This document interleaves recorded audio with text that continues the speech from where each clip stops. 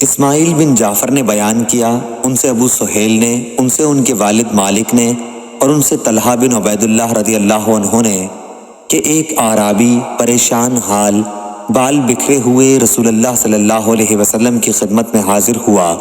اس نے پوچھا، یا رسول اللہ صلی اللہ علیہ وسلم، بتائیے مجھ پر اللہ تعالیٰ نے کتنی نمازیں فرض کی ہیں؟ آپ صلی اللہ علیہ وسلم نے فرمایا کہ 5 نمازیں، یہ اور بات ہے کہ تم اپنی طرف سے نفل پڑھ لو۔ پھر اس نے کہا، بتائیے اللہ تعالیٰ نے مجھ پر روزے کتنے فرض کیے ہیں؟ حضرت صلی اللہ علیہ وسلم نے فرمایا کہ رمضان کے مہینے کے، یہ اور بات ہے کہ تم خود اپنے طور پر کچھ نفلی روزے اور بھی رکھ لو۔ پھر اس نے پوچھا، اور بتائیے زکوٰۃ کس طرح مجھ پر اللہ تعالیٰ نے فرض کی ہے؟ آپ صلی اللہ علیہ وسلم نے اسے شرع اسلام کی باتیں بتا دیں۔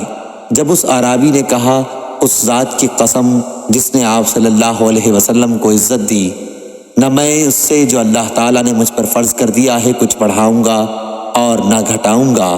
اس پر رسول اللہ صلی اللہ علیہ وسلم نے فرمایا، اگر اس نے سچ کہا ہے تو یہ مراد کو پہنچا، یا آپ نے یہ فرمایا کہ اگر سچ کہا ہے تو جنت میں جائے گا۔ صحیح بخاری، حدیث نمبر 1891۔